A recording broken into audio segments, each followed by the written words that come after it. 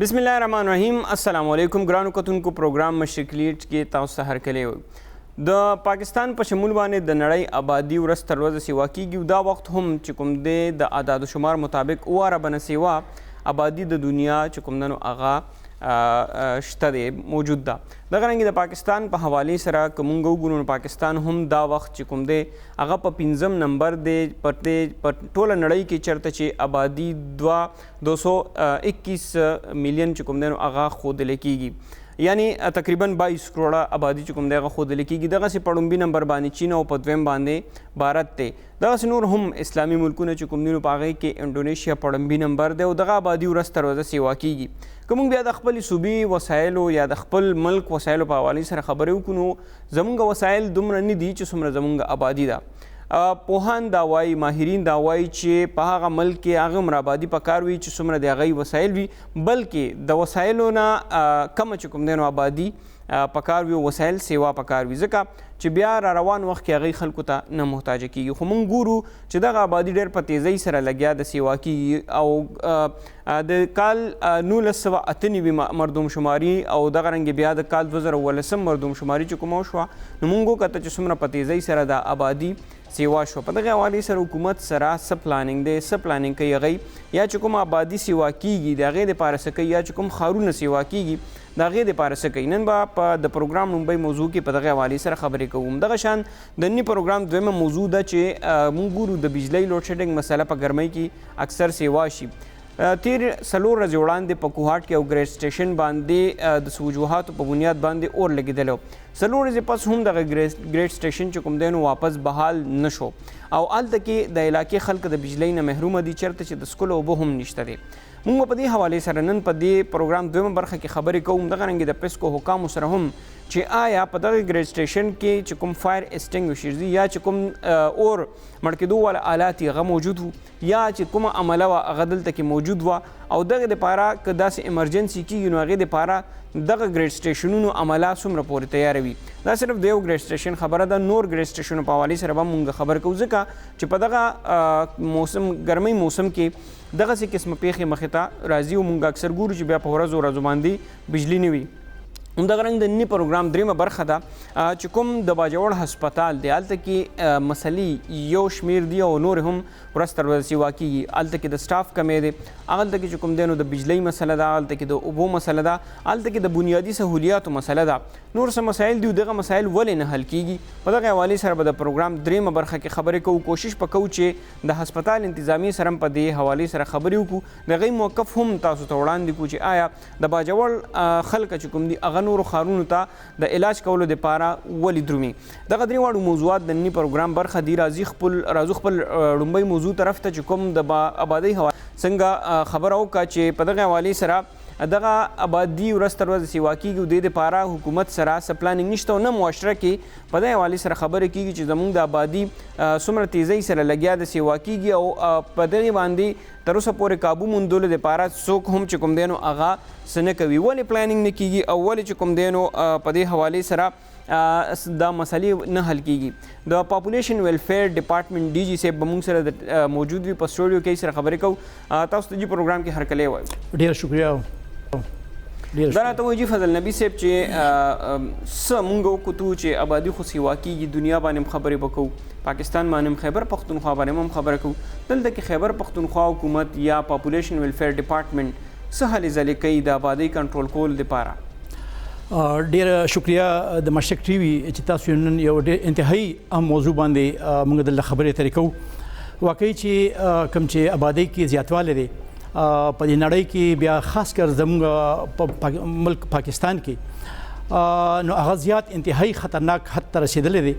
او څنګه چې تاسو ذکر وکړو چې که موږ د 1998 مردم شماري ته وګورو او بیا د 2017 ته وګورو نو زموږ په آبادۍ کې تقریبا 80% زیاتوالی راغلی دی. که موږ د خپل خیبر پختونخوا ته وګورو نو خیبر پختونخوا په 1951 کې د دې آبادي صرف 50 لاک وه. بیا په 1981 کې کوم مردم شماري وشوه نو دا صرف 1 کروڑ 10 لاک وه. په 1998 کې دا صرف 1 کروڑ 70 لاک او په 2017 په کوم مردم شماري وشوه نو دا ورسېده 3 کروڑ 50 लाख ته او کوم سره اوس کوم دا مرج ډسټرکټس کوم شامل کو نو دا ورسه 3 کروڑ 55 लाख ته ورسیده نو دا کوم آبادی دا زیاتواله دي دا واقعي چې ډیر ان پریسیډنټډ دي انتهایی زیات دي تاسو وایي چې محکمه یا حکومت خیبر پختونخوا یا حکومت پاکستان په دې کې څه حالت دي زه ډیر په وسوک سره ویم چې کله د 2017 2017 مردمشماري وشوه نو هغه وخت چې کوم چیف جسټس او میا حاکم نثار هغه یو سوموټو از خود نوټس واخیستو د های پاپولیشن گروث او هغه کې ډیر هیرینګز شو او هغه کې هغه په ملکی لیول باندې یو ټاسک فورس جوړ کو په فیډرل لیول باندې هغه ټاسک فورس د ټول ملک یو چې کوم ماهرینو په ډیموګرافي کې په پاپولیشن کې په هیلث کې سوشل ساينټیسټو هغه کې ناست او هغه تجاویز ریکمنډیشنز جوړ کړ او هغه ریکمنډیشنز بیا لاړ کونسل اف کامن انټرست او د کونسل اف کامن انټرست میټینګ وشو سپیشل میټینګ وشو چې هغه عمران خان چیف پرایم منسٹر چیر کو او هغه ریکمنډیشنز هغه پرنسپلی منظور کو هغه تحت هغه په یو فیډرل ټاسک فورس جوړ کو چې هغه د پرایم منسٹر دی وخت هغه پریزیډنټ اف پاکستان چیر کوي او هغه دوه میټینګونه شوي دي او په صوبې لیول هغه ټاسک فورس پرایمشل ټاسک فورس پاپولیشن ټاسک فورس هغه زموږ چیف منسٹر محمود خان صاحب چیر کوي او هغه سره دغه سینور منسٹرز او سیکریټریز وسره دغه ممبرز دي او سیول سوسایټي ممبران دغه ممبر دي مونږه دغه ټاسک فورس دی یو پلان اف ایکشن جوړ کړی دی او هغه پلان اف ایکشن چې دی هغه باندې اوس دغه فاینانسینګ او هغه باندې المن درآمد هغه باندې روان دي هغه په ملکی لیول یو نېشنل ایکشن پلان جوړیږي او هغه کې د ټولو صوبونو انپوټ هغه اخیسته دي او ان شاء الله دغه چې کوم ریکمنډیشنز دي هغه اته ریکمنډیشنز دي او هغه کې تقریبا 3 ایکشنز دي نو چې هغه کې مختلف غدي هغه کې لیجسلیشن هم دی هغه کې علما سره انټریکشن هم دی هغه کې پرایویټ سېکټر انوالومنت هم دی نو خدي وخت کې مونږه په دې کې څه کوو مثلا چې کوم سټیک هولډرز دي کوم هیلث ډپارټمنټ دی پاپولیشن ویلفیر ډپارټمنټ دی وخت کې په صوبه کې زمونږه فلاحي مراکز دي چې هغه شپږ سوه 22 دي داسې زمونږه سفري موبایل سرویس یونټس موږ سفري غشتي شفاخانې دي د سره زمونږه تولیدي صحت مراکز دي په هسپتال د ډسټرکټ هډ کوارټر هسپتال او ټي ایچ کیو هسپتال بعضي کې چې هغه کې مونږه د وقفې یعنی د ماشومانو کې د پیدایش کې د وقفې د مور او د ماشوم د صحت لپاره هغه کې مونږه د مانع عمل ادویاتو هغه ورکو هغه کې مونږه هغه کونسلینګ هم کوو او چې کم سہولیات دي هغه مونږه هغه ته رسو زه پلانینګ موجود دی تاسو سره لګیای دا پلانینګ سوس منن خان صاحب چې راغله تاسو سره چې کومه کمیټه شي یا واټ ایور چې سم جی اخو ځانته خبره ده اوس لګیا د نور ډیولپمنټ وخت په خوانې دا یو ډیولپمنٹ سېکټر دی کیږي پکې جی چې کوم شته پلان وو تاسو سره پاغه باندې څومره عمل درآمد کېدو دلته کې خیبر پختونخوا کې مونږ ګورو هر چا سره سره خپل پلان ورسره وي خپل قانون سازي ورسره وي خو پاغه باندې هم هغه رنګ عمل درآمد نه کیږي او کوکیږي نو بیا مونږ صرف په سوشل میډیا یا په میډیا کې ګورو تاسو خبره بالکل صحیح ده پلان خو دا یو انتهایی پلان ډپارټمنټ دی یو پلان پروګرامز چلیږي د شورونه چلیږي زه دا وایم چې پولیټیکل کمټمنټ انتهایی ضروری دی د هر یو پلان کامیابېدو لپاره یو پولیټیکل کمټمنټ انتهایی ضروری دی او مونږ دا ګورو چې بعضي دورونه داسې راغلي دي چې هغه کې د پولیټیکل کمټمنټ هغه کمې محسوس شوی دی نو د ګورنمنت کې دی ګورنمنت کې نه دی ما وسوي څنګه چې ما وکوي چې د ټاسک فورس جوړ شو هغه لپاره یو ایکشن پلان جوړیږي نېشنل ایکشن پلان جوړیږي هغه لپاره مثلا دله دانه توجه مونږه هوسه پورې نو لیدلې چې دا اوس کوم دله چیف منسٹر لپاره ول باندې د پرایم منسٹر په لیول باندې کوم ټاسک فورس جوړ کو او هغه لپاره بغیر هغه مانیټرینګ بکیږي او هغه لپاره خپل ټارګټس مقرر شوي دي چې موږ په 2025 پورې د خپل پاپولیشن گروث ریټ کمې پر راوړو او 2030 پورې کم راوړو او د سره مونږه چې کوم بین الاقوامي کوم سستینبل ډیولپمنٹ ګولز کوم معاهدې کړې دي مونږ یو بل د اف پی 2020 چې 2020 کې اوس ختميږي دا هغه کې مونږ چې معاهدې کړې وي او کوم ملکی لیول کمټمنټ کړی دي هغه لپاره نو مونږ سره معاهدې چې ټیک ټاک شي به په ګراوند لیول باندې سکیږي خلکو د لپاره سکیږي یعنی ټول دي کې ټولو کې غټ کمپوننت چې کوم دی هغه د اویرنس دی خلک په یول دي خلک په دې خبره باندې آماده کول دي چې آبادی سی واقعي نو دغه نقصانات څه دي بالکل د خلکو لپاره د سرویس سره زمونږ د کمیونیکیشن کمپین ځکه دا وایم چې تاسو وګورئ نو زه غټه وجه چې ګورم نو هغه زمونږ کلی دي چې کله د سرویسز او دا سرویسز داسې دي چې دی پسې څوک راځي نه دا کلی کله کور ته رسول دي نو ته نه رسیږي کنه څوک هم په دې حواله سره ګوري خبره هم نه کیږي خبره خو دومره غټ ډپارټمنټ موجود دی دومره غټ یو سیستم موجود دی په دې باندې خرچي کیږي دې ته بجټ مختص کیږي بالکل یا چې چیرته په کلی کې یا په ښار کې یا چیرته په دې حواله سره چیرته څه ډیبیټ شوی یا چیرته پوهه شوی دي ګوري مونږ د خپل حتی الوسه چې زمونږ سره په هیلث کې لیډي هیلث ورکرز دي دغه چې زمونږ کوم چې پاپولیشن ویلفیر ډپارټمنټ کوم میل فیمیل اسسټنټ دي که زمونږ سټاف دي زمونږ ټول سنټر په کلو په کلدان لار کوڅو کې وي او هغه بالکل د پبلک سره نږدې وي او کورونو ته ځي زه دا وایم چې ټول نه غټه وجه زموږ په معاشره کې هغه د تعلیم کمی دی او هغه کې خاص کر د فیمیل چې کوم د زنانو تعلیم دی څنګه چې فیمیل ایجوکیشن سیوا کیږي نو دې سره فرټیلیټي کمیږي او خاص کر بیا زه دا وایم چې فیمیل ایجوکیشن د زنانو تعلیم چې تر لسمه پورې وي چې لسم پورې کم از کم د یو ماشومې تعلیم وي نو دې کې هغه کوم هغه ریپروډکټیو لایف چې کوم هغه او چې کوم بیا یونیورسيټي ته ورسي نو موږ دا کتلې دي چې هغه کې هغه فرټیلیټي لیول انتهایی کم شي ایس دغه مقابله کې چې کوم یو الیټریټ یا چې کوم تعلیم په پرایمري لیول باندې خلا کړی وي نو تاسو وایي چې د دې لپاره مونږ د کې زموږ چې کوم ورکرز دي هغه حجره میټینګز کوي هغه په هیلث ایجوکیشن باندې مونږ هر یو سکول دا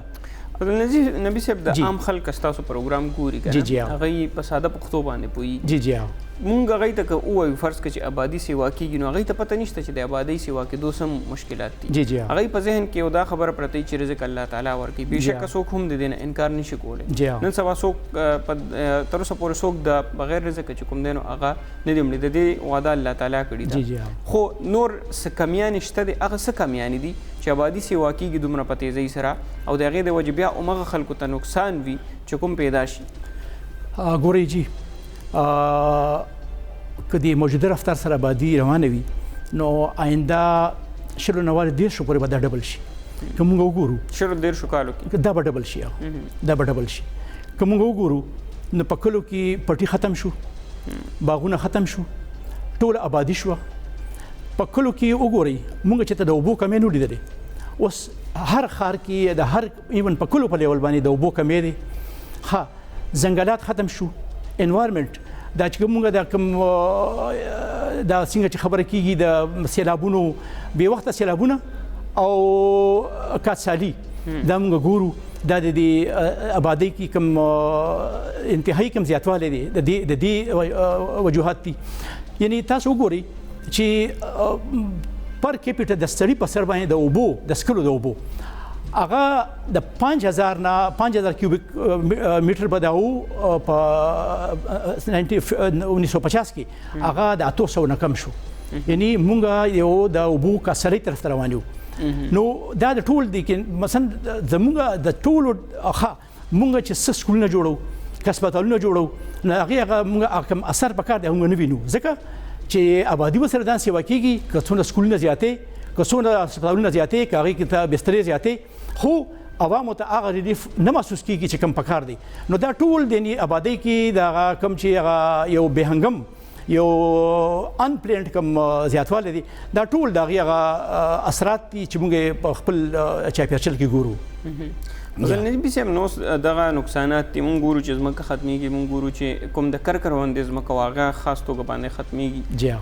ښارونه چې کوم د هغه سیوا کیږي تاسو ګورئ پېښور کې چې کومه مسله وه هغه مسایل ورځ تر ورځې سیوا کیږي و چې بل طرف ته لګیا دی حکومت پلانینګ هم کوي سناسه کارونه هم کوي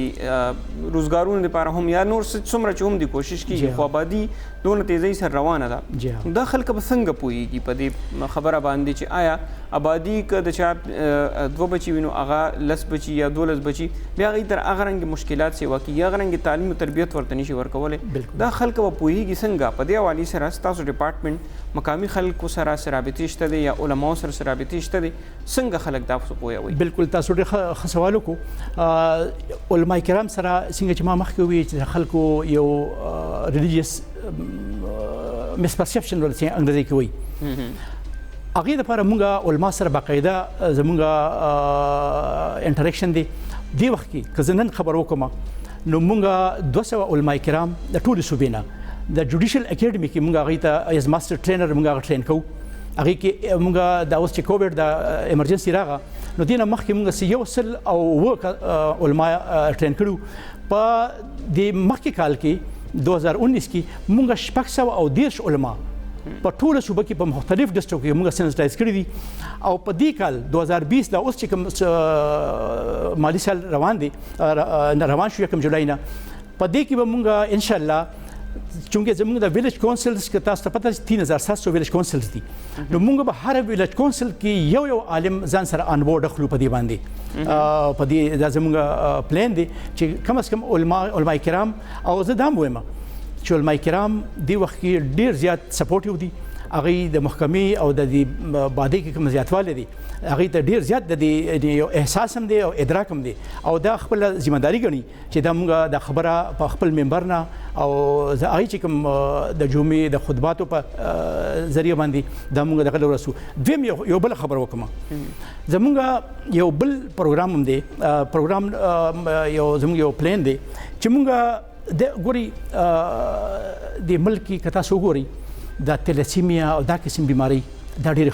خوريږي او تلسیمیا او داس بیمارو د بچکول لپاره او خلکو کې د یو خو شهري هغه د احساس او د غیر لپاره مونږ دا پلان دی چې مونږ یو ان میریج او کونسلینګ او پری میریټل کونسلینګ شروع کوو د ځوانانو هغه مونږ شروعات کړې دي الریډي مونږ شروعات کړې د نیوستونه یونیورسيټي کې کوم زمونږ ځکه چې دی وخت کې تاسو ته پته دی وخت کې په پاکستان کې یو یوت بلج دی یعنی 60% آبادی چې دا د هغې عمر د 10 کلونو کم دی او د 15 نوالي تر 15 والي تر یو کم 10 پورې کوم چې ځوانان دي جنکۍ الکان دي هغه تقریبا 10% دي نو ډیره پر مونږه د پری میرټل کونسل جی څه چې کېږي خو تاسو لګیا دی کوي کنه کوم یو جرنل خبر وکړو جی پاکستان کې یا په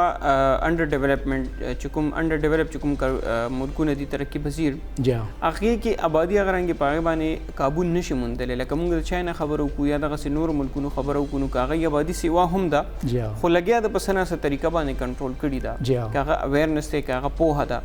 دلته کې ولې نه کنټرول کیږي دا سې دی چې چاینا که تاسو وی چاینا خو هغه خو ډیر کنټرول کړی دا ای خو اوس ایون 1% کم ده او هغه خو دا چې کله د دې هغه کومه پالیسی و چې ون چایلډ پالیسی غدل ته کېدې شي نه غدل نشي کېدې هغه دلته نشي کېدې هغه خو چونکې یو هغه بل سیټ اپ دی د خپل یو سیاسي نظام دی او زموږ یو اسلامي ملک دی خو زه دا وایم چې ایون اسلامي ملکونو کې ګوري ایران سعودي عرب زموږ نور چې کوم ترکی دا کوم ملکونه دي په ایران خبره کومه چې د ایران کې ګوري یو کوم اشاریه ده کنه د چیرې فیملی پلانینګ باندې څون عمل کیږي هغه د کنټرسپټ د مانعمل ادویاتو شرم ده زموږ په ملک کې دی وخت کې 30% ده زموږ په صوبه کې 30% ده یو 10% ده او په ایران کې دا 80% ده دغه په سعودي عرب کې د دې شر ډیر زیات ده نو په ایران غو ملک الته عام انتهایی یو اسلامي ملک دی نو مونږ ویو چې را زموږ چې کوم حل زلي دي دی وخت کې زه دا وایم چې موږ اوس یو خپل کمیونیکیشن سټریټجی موږ اوس 2 ورځې کېږي چې زموږ چې کوم منسټر صاحب دی هغه یې پروکا او هغه باندې موږ یو روبست کمیونیکیشن یو زبردست کمیونیکیشن کمپین موږ شروع کوو د خلکو د اګاهۍ لپاره او وسره دویم چې کوم دی ګوري زموږ په ملک کې کوم چې هیلث سېکټر دی کنه چې هیلث او خاص کر هغه کې پرایویټ هیلث هغه په دې میدان کې هغه سي کنټریبیوشن ډیر زیات کم دی نشته او کده نو ډیر کم دی مونږ زموږ پلان دا دی چې کم غاینی هاوسز دي کم ځای کې لیبر رومز دي نو الته کې مونږ د سرویسز پرایویټ سېکټر کم کسان دي هغه مونږ ټرین کو او هغه ته مونږ د معنی عمل ادویات ورسو او کم از کم چې هغه په دې کې سره نه نشي سټاف کمې دي فندینګ کمې دي کنه سبل سوجه ده تاسو دا پیغام کمیونټي ته عام خلکو ته ولې نه رسي نو زبېما چې زمونږ کم چې کمیونیکیشن چې کم پکار دی په میډیا باندې په کم کا ریډیو دی که ټلویزیون دی هغه مونږ کوو خو مونږ په خپل وسایلو کې کوو هغه وسایل چونکې دا نه وي چې هغه مونږ کالو سره هغه اوچلو په ریډیو او ټي وي باندې هغه لپاره اوس څنګه چې ما ذکر وکړو چې مونږ هغه لپاره اوس باقاعده اي ډي پي سکیم منظور شوی دی مونږ کمیونیکیشن یعنی کمپین مونږ یو سټریټجی جوړه کړې ده او هغه باندې تاسو ان شاء الله وګورئ چې زموږ به ټول کوم زیات تر زموږ چینلز دي کغه الکترونیک دي کغه پرنٹ دي او کغه سوشل میډیا ده نو هغه کې به ان شاء الله تاسو وګورئ چې انټرنیټ ډیر زر چې زموږ به یو کمیونیکیشن کمپین زموږ صوبه کې چې څومره ضرورت دی د نورو صوبو په نسبت باندې کوم ګورو پنجاب آبادی سیوا ده بیا د غرنګي نورو صوبې ورپسې راځي زموږ صوبه کې څومره تیزی سره آبادی سیوا کیږي د نورو صوبو په نسبت زموږ صوبه کې کزو وېما نو ټول نه زیاته خو بلوچستان دی خو د بلوچستان خو ایریا ډیر زیاته ده ټول نه زیاته بیا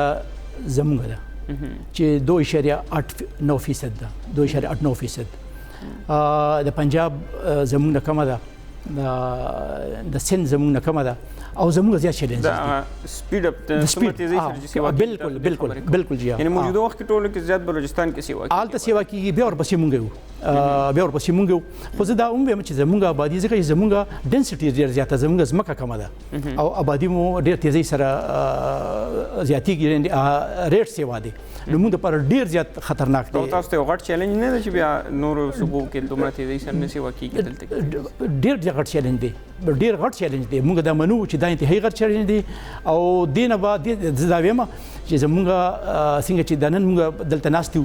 زموږ سیول سوسایټي ګورنمنت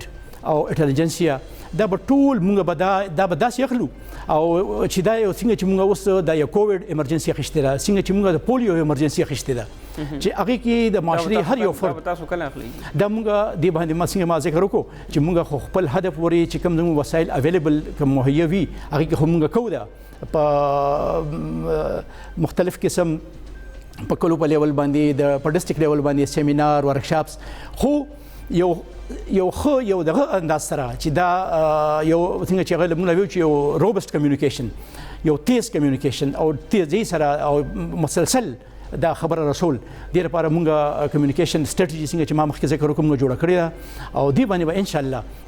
اوس په دې تاسو وګورئ چې دی جولای اگست نه به ان شاء الله په دې باندې عمل درآمد شروع شي خیر جی فضل نبی صاحب ډیره مهرباني چې رالی پروګرام کې موږ سره شرکت وکړو موږ رابطه وکړه خطیب مولانا اسماعیل صاحب سره خو هغه سره چې کوم زموږ رابطه ونه شو چې هغه هم د خپل سایډ نه موقف راکړی چې آیا په دې لړ کې زموږ اسلام څه درس ورکوي خو چونکې هغې سره رابطه چې کوم دی نو ونه شوه ستاسو ډېره مهرباني چې رالی کتونکو پروګرام به جاري وي په یو وړې شان د مې وخت شوی دی بیا راځو او د بجلۍ په حوالې سره به خبرې کوو چې د لوډ شیډینګ مسله ولې نه حل کېږي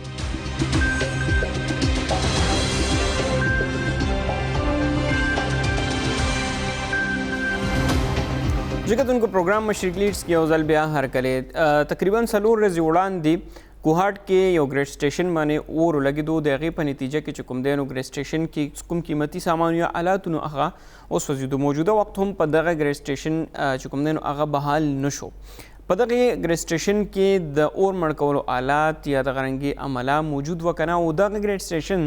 ولې تر اوسه پورې واپس بحال نه کړی شو دغه ځای موجوده خلکو ته مشکلات جوړ شوي دي ایون د څښلو اوبه ورته هم نشته دی او دغه رنګې نور چې کوم ضروري کارونه د بجلۍ په ذریعه باندې کېږي نو هغې نه هم دا خلکه محرومه پاتې شوي. حکومت ته درخواست کړی چې زر تر زره دي دغه ګریډ سټیشن بجلی بحال کړي. زموږ همکار موږ سره د سکایپ په ذریعه باندې د کوهاټ نه موجود دی طاهر رشید صاحب. هغې نه پوښتنه کوو چې دا پیښه څنګه راله، دا اور څنګه ولګېدو او تر اوسه پورې ولې نه بحال کېږي د غزې بجلی. تاسو ته طاهر رشید صاحب پروګرام کې هرکلی وایو. مننه سلمان. طاهر رشید دا راته وایي چې څه چل شوی د اور کوم ټایم ولګېدو په دغه ګریډ سټیشن باندې او دا کوم ګریډ سټیشن دی، څومره آبادي په دې باندې منحصر کوي؟ سلمان ټولونه اول خو تاسو ته اپډیټس درکم چې اوس په موجوده وخت چې څومره بجلی و د کوهاټ هغه بحاله کړې شوې ده او چې څومره په دې ګریډ سټیشن باندې فیډر هغه ټولې چې کوم دی هغه فعال کړې شوي دي. دا ګریډ سټیشن چې دا 132 کیوي ګریډ سټیشن دی پنډي روډ باندې. دا 4 ورځې وړاندې دلته تقریبا 15 بجو شاوخوا کې دلته اور لګېدی چې د وجې درې چې کوم آوټ ګوینګ فیډر دي او درې چې کوم انکمینګ فیډر دي دا دوی ته زیان رسېدلی و، بلکې دا سوي او تقریبا 80% علاقه چې کومه ده هغه بجلی چې کوم ده هغه علاقې نه وه. سوال تاسو دا وکړو چې واقعیا څنګه را پیښه شوې، نو همدغه سوال دی، همدغه پوښتنه دی چې موږ د لومړۍ ورځې نه ونیسه تر نن ورځې پورې چې بجلی بحال هم شو اوس هم د پیسکو چارواکو نه کوو. بلکې سلمان دی نه وړاندې چې زه مخکې خبر وکړم زه به دا خبره ورکې ضرور وکړم چې دا 4 ورځې کې چې کومه بجلی بحاله شوه یقینا چې کوم د پیسکو تخنیکي ټیم دی هغې شپه ورځ پکې کار وکړو او یقینا چې هغوی کومه خواري وکړله او کومه محنت یې وکړو هغه د ستاینې وړ دی. خو سوال مغه په ځای دی چې دا اور ولې ولګېدی او د پیښه څنګه را مخې ته راغله. دلته چې کوم اور لګېدو پیښه ده هغه خو یا چې کوم دوی ښیي نو هغه دا خبره کوي چې اور برډن وه. اور برډن څنګه وه یا خلوص کنیکشنز یا چې کوم دی داسې دغه و چې هغه فیډرو باندې لوډ چې کوم زیات نو هغه د وجې نه اور هیټ اپ شو. دلته سوال دا پیدا کېږي سلمان چې دومره غټ او دومره زوړ ګریډ سټیشن دی دلته وړومبی ځکه چې دا اور ناڅاپه نه و لګېدلی، خامخا چېرته نه به شارټ سرکټ شوي یا معمولي غوندې اور نه به دا اور چې کوم دی زیات شوي او دومره زیات زیان یې چې کوم دی رسولی دی. سوال دا پیدا کېږي چې هغه وخت د پیسکو چې کوم عمله وه چې کوم د کار دپاره مختص و، زیات ظاهره خبره یا به دلته اپریټر یا بل څوک وي چې څنګه دا پیښه مخې ته راغله نو هلته د اور کنټرول کولو یا د اور مړولو څه انتظامات وو که نه او کوو آیا هغه عمله دومره ټرین وه چې د هغه اور مړولو والا ستاسو اطلاعاتو مطابق دلته کې د فایر ایکسټینګویشرز چې کوم وي یا چې د اور مړ کولو لپاره کوم آلات وي یا عمله وه د هغه مشرانو سره به ستاسو خبرې شوي دا شیزونه موجود وو؟ سلمان لبد مرغه دغه صفا حال خو دلته څوک هم نه وایي چې مطلب دغه ولې څو ځله مې تپوس وکړو چې واقعیا څنګه وشوله او آیا هلته څوک وایي چې دا اور کم از کم انیشل چې کم اور دی هغه باندې تاسو قابو موندلی او دا زیان چې کم دی کم شوی خو چا هم تسلي وړ ځواب را نه کړی شو. بیا چې کم ریسکیو 1122 والا کم چارواکي دي کم چې لاړو او هغې دا اور بړ کړ هغوی نه مو دا تپوس وکړو چې آیا تاسو دلته څه ایویډنس داسې حالات وکتل چې مطلب دا اور تاسو طاهر رشید صاحب تاسو په لاین موجود اوسئ. موږ سره دا وخت د پیسکو ترجمان شوکت افضل صاحب هم د ټلیفون لارې موجود دی. هغې سره هم په دې حوالې سره پوښتنه کوو چې آیا دغه ګریډ سټیشنو کې هغوی د عملي یا د اور مړ کولو دپاره څه انتظامات ساتي او که نه ساتي؟ شوکت افضل صاحب پروګرام کې هرکلی. زه خو شکرګزار یم ستاسو تاسو موږ ته موقع راکړه موږ خو بل ټیم ویزټ هم وکړو هلته خبره ده طاهر رشید صاحب ډېر ښایسته خبره کړو خو خبرونه شروع کې تاسو خو دا ووایئ چې 20 ورځې شو بجلي نه ده چالو شوې بجلي زموږ هلته چالو شوې ده الریډي چالو شوې ده پهله هلته زموږ 3 غټ پاور ټرانسفارمر ده 240 MVA او 126 MVA او آج زما اور کنه چې دا زموږ عمله ټرین نه وه یا زموږ عمله اکټیو نه و کنه نو دا ګریډ سټیشن پوره به اور اخیسته دا پاور ټرانسفارمر بچ شوې دا پاور ټرانسفارمر یو قیمت تقریبا کروڑونو کې دا لکونو کې نه دا الله وکړو هغه نه پس د پیسکو والا او فایر برګیډ والو موږ سره امداد وکړو. دا زموږ کسان ټول ټرینډو او ایو په موقع باندې ځان خطره کې واچولو او اور خریدل پرې نه او ګینه چې اور د کنټرول روم نه مخ یا خو پاور پاور ټرانسفارمر ته وته کنه نو بیا دا پاور ټرانسفارمر سوزیدلی به او دا ټرانسفارمر بیا ریپیر کول یا نوې لګولو کې شل ورځې میاشت لګي نو موږ خو دا الله شکر کوو انا پس موږ خو اپریسیشن چې کوم زموږ دا سټاف او ایل اپریسیشن لیټر سبب شروع چې ایو ډیر په موقع کار وکړه او اور خو دې نه بچ کړ زه بل خبره تاسو دا وایم چې دا کار چې کوم ریپیر ورک رینوویشن او ریپیر ورک چې دا دا اسټیمیټډ ټایم لس ورځې دا لس ورځو کې دا ریپیر د سټیبل کنټرول پینلز انکمینګ پینلز آؤٹ گوئنگ پینلز بس کټلر دا ټول سوځي دلو او نی ریپیر کولو لا یا نیمه لګولو لا لس ورځو ټایم موږ ته پکار دا موږ لس ورځو په ځای موږ 40 غنټه کې ټوټل چالو کو پہلے 24 غنټه کې موږ یو پاور ټرانسفارمر چالو کو آپ وجه باندې لس ویډیو چالو شو د خبره ته رشید صاحب هم وکړي چې یقینا چې کار په تیزی سره وشو خو تاسو دا بیا یو میډیوم شوکت افضل سے بیا چې ګوره زموږ د عمله ته تاسو اپریسیشن وکړئ چې به تاسو ښه کار کړی دا زرم کړی دا خو بجای دی چې تاسو دا وایي چې اور ولې خورشي اور خو ما تاسو وایي چې دا خورشي نه دا خو اله اور ولګېده او زموږ خلکو سره د فایر برګیډ شوکت افضل سے تاسو چې په ګریډ سټیشن کې کوم عمله موجود وي هغه ته تاسو داسې تربیت ورکوي چې ګریډ سټیشن کې خو څه وخت هم اور لګېدی شي هلته کې هغه آلات موجود وي هلته کې هغه آلات موجود نه ورکو آلات ولا ورکو چې هلته فایر سیسټم هم زموږ شته وای چې دا خو ډېر سنسټیو انسټالیشن دا یو ګریډ سټیشن خراب شي اوس لکه چې پرون جنگ کې ګریډ اور واخیسته نو هلته هم دغه رنګ دا مسله چېرته هم پیدا کېږي دا بجلی کار ډېر خطرناک کار ده زموږ کسان خپل ژوند د خطره کې اچي او کار کوي نو زموږ د هلته چې سټاف وي ټرینډ هم وي ایو ته فایر ایکسټینګویشرز او شګه هر شی هلته اویلیبل کوو موږ ویلی چې دا ډېر رسکي کار ده خو دې نه باوجود موږ سره زه به دې ځای کې اپریشیټ کوم ریسکیو او فایر برګیډ والا موږ سره ډېر مرسته وکړه او موږ سره ډېر تعاون وکړو په وجه باندې زموږ د اور چې ده زموږ سټاف والو سیسټم کټ کړه بالکل لاینونه کټ کړه او په پاور ټرانسفارمر ته پرې نه کړه چې چې پاور ټرانسفارمر د اور خورشي و کنه ټایم به هم ډېر لګېده او خرچه به بیا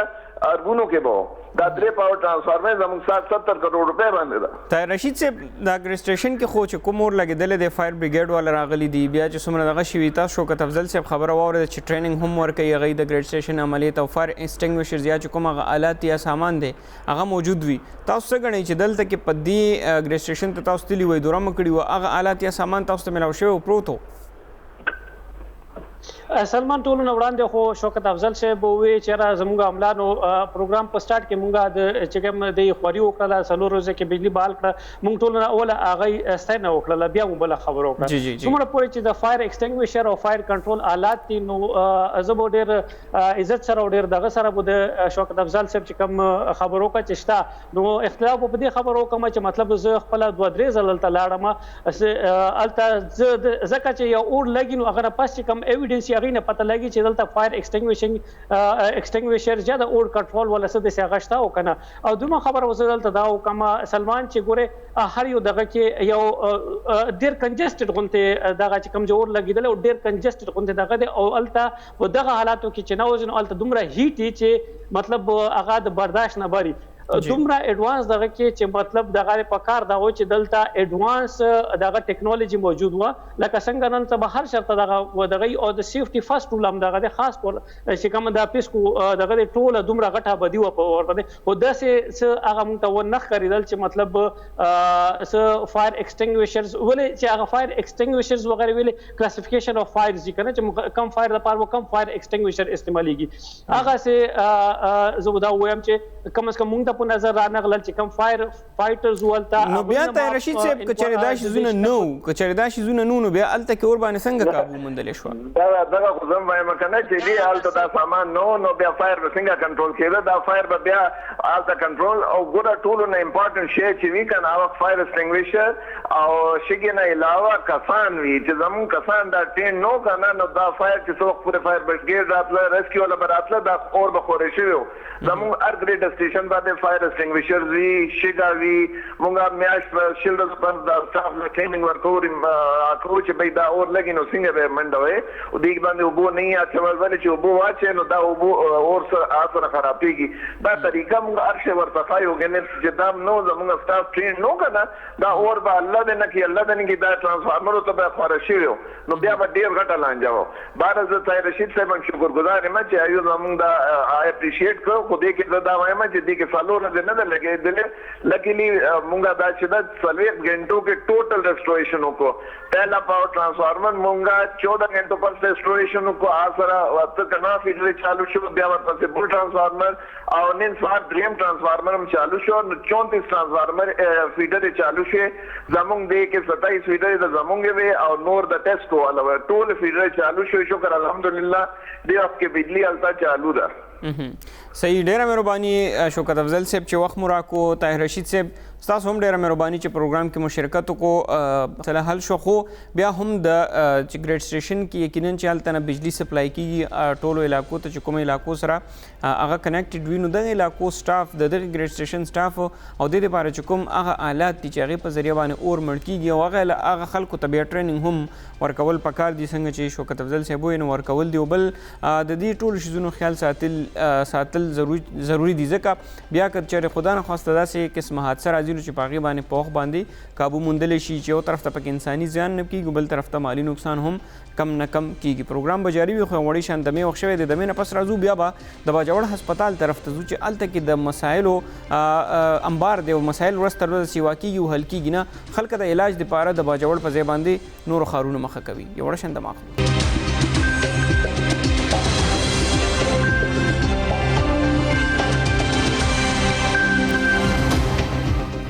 جګدونکو پروګرام مشرق لیډ کې اوس ځل بیا تاسو ته هرکلی وایو د باجوړ هسپتال طرف ته ځو چې چېرته کې مسلې یو شمېر مسلې دي او دغه مسلې ورځ تر ورځه سیوا کېږي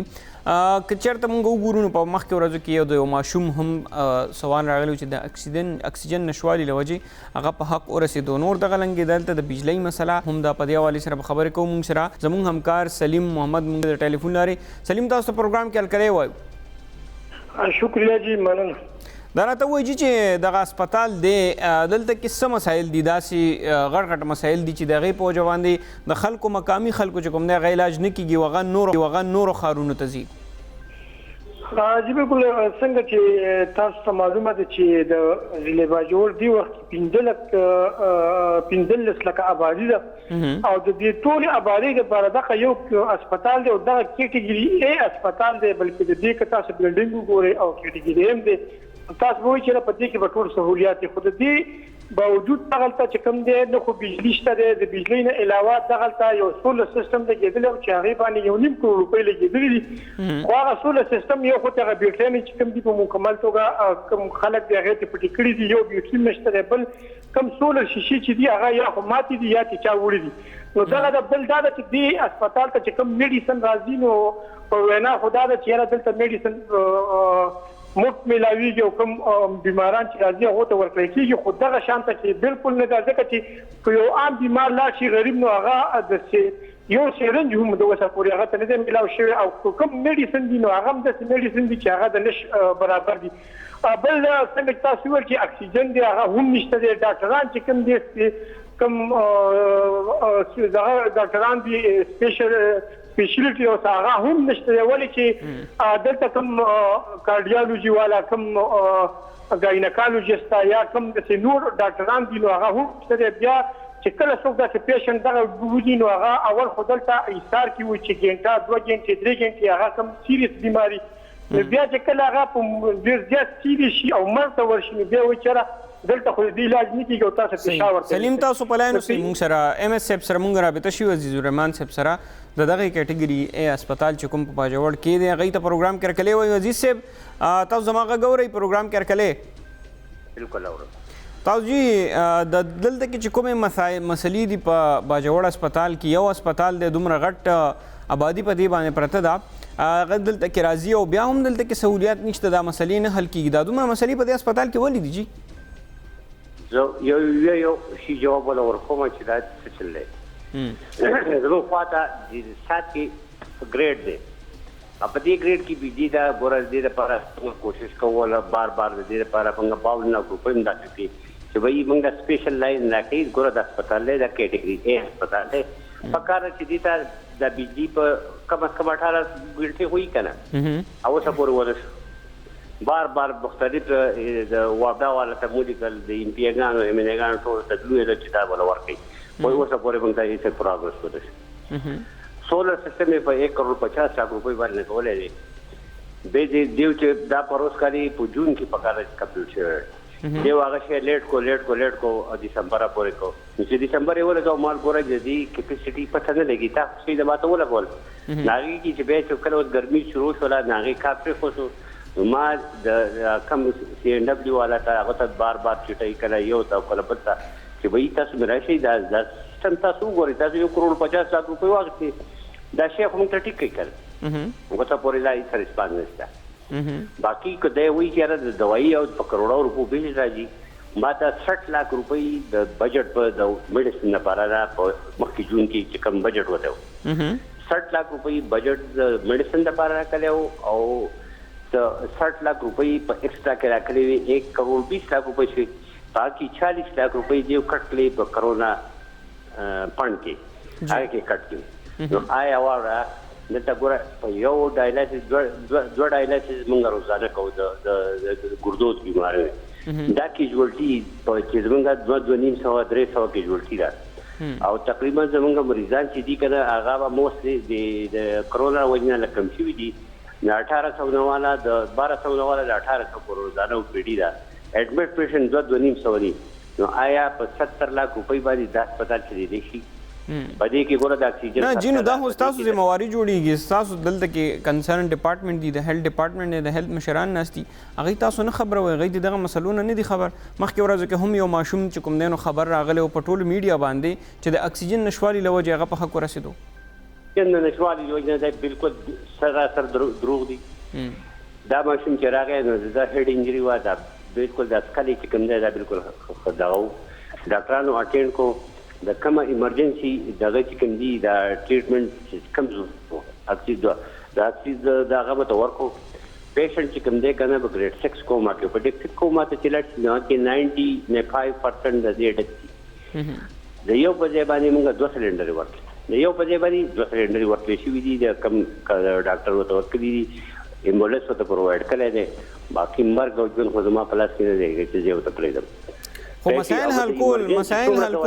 مسائل حل کول خپل ډپارټمنټ خبرول په وخت باندې کاغه لیټر په ذریعہ باندې یا نور څه تاسو سره کومه قانوني لارو یا هغه په ذریعہ باندې نه حل کیږي دغه مسلې چې اوس خو تاسو وایي چې مریضان هم کم شوي دي نو که مریضان کم شوي دي نو بیا ولې دغه مسلې نه حل کیږي او د سولر مسله دغه تر څو پورې حل نشوه د 8 کروڑ روپو ما د ډیمانډ کړو او هغه کې ماته صرف 1 کروڑ 10 لک ملاو شي په 1 کروڑ 10 کې ځنې موږ په مخکنه د سپینډینګ بل وو او ځنې د کرونا کې 40 لک کټلې نو په 60 لک روپۍ پاتې شي او د دې نه اوس دا یو دی چې دا دوه میاشتې وشوي چې موږ ته دوايي کې موږ ته پیسې راځي او دوايي موږ ته راکړي اوس ته راشه په کیجوالټي او ټول واردون ته ما دا وکړو چې په یو زموږ سره میډیسن په واپر مسله کړل تاسو انسایډ د مریضانو او کم په کیجوالټي کې ټول وتا د کینولین والا دا 2 میاشتې موږ ته دا پیسې ملاوي صحیح سلیم ډاکټر تاسو لږ پلاینو صحیح باندې سلیم دا خلک چې بیماران شي هسپتال کې سہولیات نشته دی یا په دومره غن تعداد کې راځي الته کې ستړي شي نو دا خلک بیا علاج لپاره چیرته ځي څه کوي خپل علاج چیرته کې کوي څنګه چې تاسو مو ویل چې دلته کوم ډاکټران دي موږ دا نه وو چې دا په کار دا چې کوم دلته ام اس یا کوم هاي اتارټي په کار دا چې غي لکه مخکې دي لیټري وکی ځکه چې د کې څنګه ویل چې دلته کوم ماشوم دی هغه زخمی شو بیا سر باندې هغه لګیدل دا حقیقت دی چې هغه بیمار خدا دا چې بیا په کار چې دي کیټګری A هسپتال په کار کې د نیورولوژیست یا دغه شان د کې د فیمیل کوم د سټاف کمې وي سلیم تاسو وایي چې سټاف کمې وي تاسو راځي زریمان صاحب سټاف ولې کمې ده کووډ د وجه نه راځي کنه څه بل څه مسله شته دی کوم یو پټا ته څوک راځي نو چې د څوک راشي نو ته وایي د هر میاشتې کې موږ لیګو ډیماند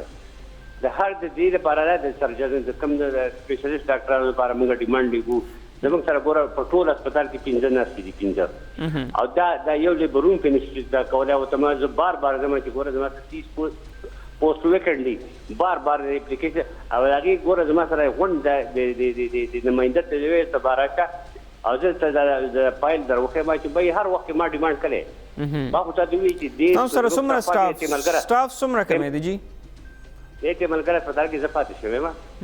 الټرنیټ دا غو بجټ او زمونږ بجټ وګوري